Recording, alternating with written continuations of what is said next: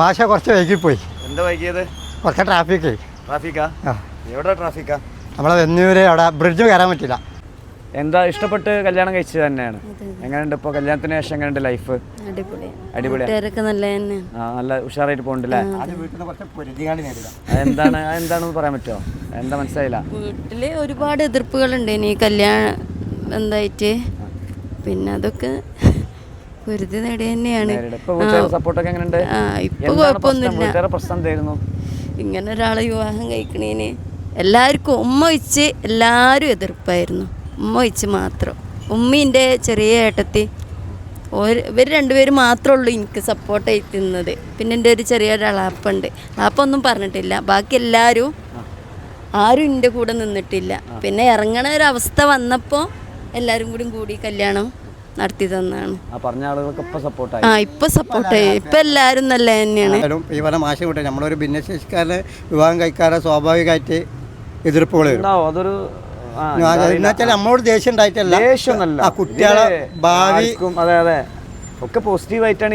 ഇപ്പോൾ ആരായാലും പല വീട്ടിലെ എളാപ്പായാലും ഉപ്പായാലും മറ്റുള്ള ആൾക്കാരൊക്കെ നമ്മളോട് ആ ഒരു രീതിക്കേ അല്ല പെരുമാറുണ്ട്. വല്യമായാലും അല്ല സാധാരണ എന്താ വെച്ചാൽ എന്തെങ്കിലും ഇപ്പോൾ മക്കൾ ഉണ്ടാവാതിരിക്കുക അല്ലെങ്കിൽ വവാസിന് എന്തെങ്കിലും സംഭവിക്കുകയാണെങ്കിൽ നേരെ തിരിച്ചു പറയും. ഇപ്പോൾ പഠിച്ചവൻ്റെ അനുഗ്രഹം കൊണ്ട് ഉഷാറായിട്ട് പോകണു അല്ലേ? അൽഹംദുലില്ലാ. കല്യാണം കഴിഞ്ഞിട്ട് എത്രയായി? 4 വർഷം. 4 വർഷമായില്ലേ? മോനക്കിപ്പോൾ 3 വയസ്സാണ്. 3 വയസ്സായി. എന്താ ജീവിതമൊക്കെ എങ്ങനെയുണ്ട്? ജീവിതം ഹാപ്പിയായി പോണേ. കുറച്ച് ബുദ്ധിമുട്ടുകൾ ജീവിതത്തിൻ്റെ ആയിട്ട് ഉണ്ടാകുന്നുണ്ട്. അല്ലാത്ത കാര്യങ്ങളൊക്കെ ലൈഫ് ഹാപ്പിയായി പോണേ. ഫാമിലി ലൈഫ് കുഴപ്പമൊന്നുമില്ല. മോനും ഇതൊക്കെ ആയാലും നമ്മൾ പ്രതീക്ഷിക്കാത്തതിലപ്പുറമാണ് ഫാമിലി ലൈഫ് എന്നുള്ള ജീവിതം.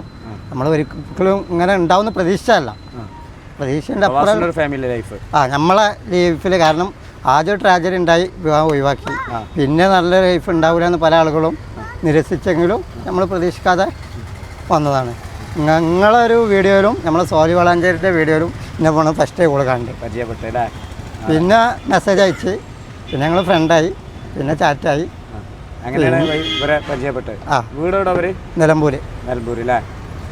എന്താണ് പ്രവാസിന് ചെറിയ പ്രതിസന്ധി ഉണ്ടായിരുന്നല്ലോ? പ്രതിസന്ധി ഒന്നാമത് നമ്മളെ ഒരു ലോൺ ആപ്പ് പോയി പെട്ടിരുന്നു. ഇപ്പോൾ നമ്മളെ ഒരുവിധ ന്യൂസിലൊക്കെ അതിന് ശരീരപ്രകൃതി കൊണ്ട് കഴിച്ചില്ലായ ഒരു വ്യക്തിയാണ്. കാരണം ഒരുപാട് ആത്മഹത്യ ചെയ്ത വിഷയങ്ങളൊക്കെ വന്നിരുന്നല്ലോ. അപ്പോൾ ഓരോ വിളിച്ചിരുന്നു. ഞാൻ പറഞ്ഞു മോർഫ് ചെയ്ത ഫോട്ടോ കണ്ടപ്പോൾ നമ്മൾ ഷെയർ ചെയ്തോളൂ, എനിക്ക് പ്രശ്നമില്ലായിരുന്നു. കാരണം വേറെ ഏതോ ശരീരത്തിൽ നോർമൽ ആളാകുമ്പോൾ പേടിക്കും. അതെന്താ എനിക്ക് മനസ്സിലായില്ലത്. നമ്മളൊരു ലോൺ ആപ്പ് ഉണ്ട്. നമ്മൾ പൈസയ്ക്ക് എമർജൻസി വരുമ്പോൾ ആപ്പിൽ നിന്ന്, ആപ്പല്ല ഗൂഗിളിൽ കയറിയിട്ട് നമ്മളെ ഡീറ്റെയിൽസ് കൊടുത്താൽ ലോൺ കിട്ടും. 5000 രൂപ 10,000 അങ്ങനെ കിട്ടും. പക്ഷെ നമ്മളത് കറക്റ്റ് തിരിച്ചടച്ചാലും പിന്നെ അടക്കണം എന്നറിയാണ്ട് മെസ്സേജ് വരും. പണ്ട് ഫവാസിന് വന്നിരുന്നു. വന്നേ അത് വീണ്ടും വന്നിരുന്നു. ഇപ്പോൾ ഇവിടെ അടുത്തൊരു ചെക്കൻ ആത്മഹത്യ ചെയ്തു, ഒരു കോളേജിലൊരു കുട്ടി. അതിൻ്റെ ശേഷം വീണ്ടും അവർ ന്യൂസ് തേര് വന്നുകൊണ്ട് ആ ന്യൂസ് എടുത്തിരുന്നു. കാരണം ഇത് പറഞ്ഞാൽ പല ആളുകളും പേടിച്ചിട്ട് നമ്മളെ ഇത് പോവല്ല, ഇമേജും കാര്യങ്ങളും പോകാൻ പേടിച്ചിട്ടാണ് ആൾക്കാർ ആത്മഹത്യ മറ്റൊക്കെ ചെയ്ത് പൈസ വീണ്ടും വിട്ടുകൊടുക്കേണ്ടത്. നമ്മൾ ശരീരപ്രകൃതി കൊണ്ട് അതിന് കഴിച്ചിലായി. അവരെന്താ ചെയ്യണത്? വേറെ ശരീരത്തിൽ നമ്മളെ ഫോട്ടോ കൊടുത്തുകൊണ്ട് നമ്മളെ മുഖം വെക്കുകയാണല്ലേ? ഭീഷണിപ്പെടുത്തത് നമ്മളെ ഫാമിലി ഗ്രൂപ്പിലും നമ്മളെ കോണ്ടാക്റ്റിലും. എങ്ങനെ ചെയ്തു? ഫോട്ടോ കണ്ടപ്പോൾ ഇന്ന അറിഞ്ഞ ആൾക്കാർക്ക് അറിഞ്ഞാനല്ല. എവിടെ ഇപ്പോൾ ജോലി? എവിടെ? ഇപ്പോൾ ഞാൻ കൊച്ചിയിൽ. എന്താ പരിപാടി? ഓട്ടോറിക്ഷ ഓടിക്കണേ. എന്താണ് അസുഖത്തിൻ്റെ രീതി? ഇപ്പോൾ എന്താണ് ഇപ്പോൾ ഇത്? സ്കിൻ ഇങ്ങനെ പൊളിഞ്ഞു പോരെ? ഇപ്പോൾ കുറേ കുട്ടികളുണ്ട് നമ്മുടെ നാട്ടിൽ. സ്കിന്ന് പൊളിഞ്ഞു പോകും, പിന്നെയും വരും, പോവുക, പിന്നെ വരിക. ഇതിന്റെ പേരെന്താ? ലാമല്ലാർട്ടിയോസ്. അതിന് ട്രീറ്റ്മെന്റ് ഒന്നുമില്ലേ? ഇതുവരെ മരുന്ന് കണ്ടെത്തിയിട്ടില്ല. ആളുകള് നല്ലോണം. കാരണം ഫിംഗർ വർക്ക് ചെയ്യില്ല. പിന്നെ അറിയാത്ത സ്ഥലത്ത് പോയാലും ഒരാൾക്ക് ജോബ് കൊടുക്കില്ല. പിന്നെ പക്ഷെ എന്നാലും കുറേ മാറിയിരിക്കണേ. പക്ഷെ എന്നാലും റെസ്റ്റോറൻറ്റ്, കഫേ, മറ്റേ അങ്ങനത്തെ കാര്യം കിട്ടൂല. പിന്നെ ഭിന്നശേഷിൻ്റെ സർട്ടിഫിക്കറ്റ് ഇല്ലാത്തതുകൊണ്ട് ഒരുവിധ ആനുകൂല്യങ്ങളൊന്നും. അപ്പോൾ വലങ്കൈ വൈഫ് തന്നെയാണ് ഇപ്പോൾ ലൈഫിൽ. വൈഫ് ഇപ്പോൾ വർക്കിന് പോകുന്നുണ്ട്. എന്താ വർക്കുള്ളത്? എന്താ പേര് പറഞ്ഞേ? ഞാൻ പേര് ഫർസാന. എവിടെ വർക്ക് ചെയ്യണേ? ഉള്ളാട്ട് ആയുർവേദശാല. എന്താണ് ഭർത്താവ് എങ്ങനെയുണ്ട്? ലൈഫ് എങ്ങനെയുണ്ട്? അടിപൊളിയായിട്ട് പോകുന്നു. നിങ്ങൾ നേരിടുന്ന മറ്റൊരു ചലഞ്ച് എനിക്ക് തോന്നുന്നത് ഈ കല്യാണം വരുമ്പോൾ അല്ലേ, പ്രവാസിയിൽ ഭാഗ്യവാനാണ് അങ്ങനത്തെ ഒരാളെ കിട്ടിയത്. സത്യം. എന്താ പറയാനുള്ളത്? പല ആളുകളും ഈ കല്യാണ സംബന്ധിച്ചുള്ള നേരിടുന്ന ചലഞ്ച്. നമ്മളൊരു ഗ്രൂപ്പിലുണ്ട്, ആകെ 56 ആൾക്കാരുണ്ട്. 56 ആളുകളുണ്ട്. ഒരാളും കല്യാണം അല്ല, വേറെ 2 ആൾക്കാർ കല്യാണം കഴിഞ്ഞിട്ടുണ്ട്. അതിൽ ഒരാൾ കല്യാണം കഴിഞ്ഞിട്ടുണ്ട്. നോർമൽ ഇതേപോലത്തെ ഒരു കുഴപ്പമില്ലാത്ത പേഴ്സണാണ്. വേറെ ഒരാൾ കഴിഞ്ഞിട്ടുണ്ട് ഇതേ അസുഖമുള്ള ഓ ഒരാളെ തന്നെയാണ് കഴിഞ്ഞിട്ടുണ്ട്. കുട്ടികളായിട്ടില്ല അവർക്ക്. പിന്നെ വേറെ ആളും കഴിഞ്ഞിട്ടുണ്ട് ഇതേ അസുഖമുള്ള വീൽ ചെയറിലുള്ള ഒരാളാണ് എൻ്റെ അറിവിലുള്ളത്. ആണല്ലേ. അപ്പോൾ ഒരാൾ മാത്രമേ നോർമലായിട്ട്. ബാക്കിയുള്ളവർക്കൊന്നും കല്യാണം തന്നെ നടന്നിട്ടില്ല. 32 വയസ്സായാലും നോക്കണവരുണ്ട്. പക്ഷേ ഫവാസിന് പഠിച്ചവൻ്റെ ഒരു അനുഗ്രഹം ഉണ്ട്. പഠിച്ചവൻ്റെ അനുഗ്രഹം ഉള്ളതുകൊണ്ടാണ് ഞാൻ ഇതുവരെ എത്തിയത്. അപ്പോൾ ഓളെ ദിവസപ്പോഴും ഇപ്പോൾ നമ്മളെ വീട് പണി തുടങ്ങിയതും ഇപ്പോൾ പൗതിക്കൽ വെച്ച് കുറച്ച് പ്രശ്നം വന്നപ്പോൾ നിർത്തി വെച്ച്. ഇപ്പോൾ നമ്മളെ സോഷ്യൽ മീഡിയയിൽ തന്നെ ഒരു വീഡിയോ ഒക്കെ ചെയ്തിരുന്നു. വല്ല പ്രൊമോഷന് കാര്യങ്ങളൊക്കെ കിട്ടിയാൽ കംപ്ലീറ്റ് ആയിട്ട് ചെയ്യാന്നുള്ള. നമ്മൾ ഓൾറെഡി വീഡിയോ ചെയ്യുന്നുണ്ട്. ഒരു സിമ്പതി ഇതുവരെ ആവശ്യപ്പെടുന്നില്ല. എന്താ ചാനലിൻ്റെ പേര്? ഫവാസ് മൂന്നിയർ. ഇൻസ്റ്റാഗ്രാമും മറ്റേതൊക്കെ ആയിട്ട് ആണല്ലേ. എന്ന് വെച്ചാൽ ഇപ്പോൾ ഏറ്റവും വലിയ നേരിടുന്ന പ്രശ്നം എന്താ വെച്ചാൽ നമ്മളിപ്പോൾ പറഞ്ഞു, ഞാൻ ഓൾറെഡി ഇതിന് മുമ്പ് പറഞ്ഞിട്ടുണ്ട് ഒരു കുറി എടുത്തിരുന്നു. അതിൽ 5 വർഷം പോലെ നല്ല രീതിക്ക് പോയിരുന്നു. അതിലൊരു കുറി പൊട്ടിയതിൻ്റെ ശേഷമാണ് നമ്മളൊപ്പം ഉള്ളവർ വരെ നമ്മളെ മനസ്സിലാക്കണില്ല എന്നുള്ളത് മനസ്സിലായത്. കാരണം നമ്മളെ അറിയാത്ത ആളുകളൊക്കെ കുറി പൊട്ടി പറഞ്ഞാൽ മനസ്സിലായില്ല. കുറി പൊട്ടിയാൽ പൈസ ഒന്നോ അല്ലെങ്കിൽ അടിച്ച ആൾക്കാർ ഇപ്പോൾ ഞാൻ 5 വർഷമായിട്ട് കറക്റ്റായിട്ട് കുറി അടിച്ചപ്പോൾ നമ്മളോട് ഇങ്ങോട്ട് ചോരുന്ന ചെയ്യേണ്ട ആൾക്കാർ ചേരുന്നില്ല. എന്നിട്ട് ആ നടക്കുന്നിടയിൽ 2 ആൾക്കാർ കുറിയിൽ നിന്ന് മുങ്ങി. ആ കുറിയിൽ നിന്ന് മുങ്ങിയതോട് കൂടിയിട്ട് അങ്ങനെ മുങ്ങൽ ആൾക്കാർ തരാതെക്കലിൻ്റെ നേരം വെക്കലുണ്ട്.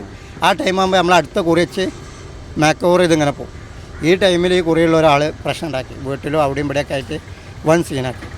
അതോടുകൂടി പിന്നെ കുറിക്ക് ആളെ കിട്ടാതായി. പിന്നെ മുങ്ങിയ ആൾക്കാരൊക്കെ ഇപ്പോഴും പൈസ കിട്ടിയിട്ടില്ല.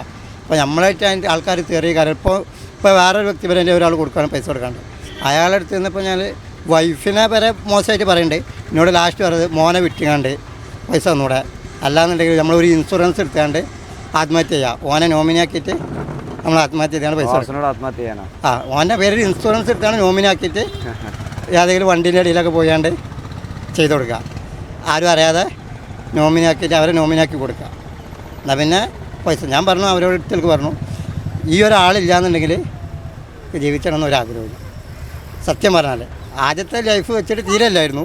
നമ്മളെ കല്യാണത്തിന് മുമ്പ് വെച്ചിട്ട് പല കുറ്റങ്ങളും കാര്യങ്ങളും ഇതൊക്കെ വെച്ചിട്ട് ഇല്ലായിരുന്നു. പിന്നെ എപ്പോഴും ജീവിക്കാനുള്ള മുന്നോട്ടുള്ള ഒറ്റേ ഒരു ആഗ്രഹം നമുക്ക് എന്തേ പറ്റിയതാവും എന്നുള്ള ഈ ഒറ്റ ഒരു കാര്യം ചെക്കനാണ്.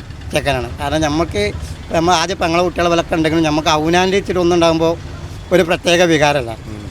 അപ്പോൾ ഇവനെ പറ്റിയൊക്കെ അങ്ങനെയൊക്കെ പറയുമ്പോൾ കൊടുത്തുകാണ്ട് പൈസ തന്നാൽ പോരെ, അല്ലാതെ ആത്മഹത്യ ചെയ്തുകൊണ്ട് തന്നാൽ പോരെ. പിന്നെ വൈഫിനെ പറ്റി പറഞ്ഞൊക്കെ മോശമായിട്ടുള്ള വേറെ കാര്യങ്ങൾ. അപ്പോൾ നമ്മളെ ഇടപാടുണ്ടാകുമ്പോൾ നമ്മളെ പറ്റി പറയേണ്ടത് നമുക്ക് കേൾക്കാനും സുഖം. കാരണം ഇടപാടുള്ള ഞാനും പോലും തമ്മിലാണ്.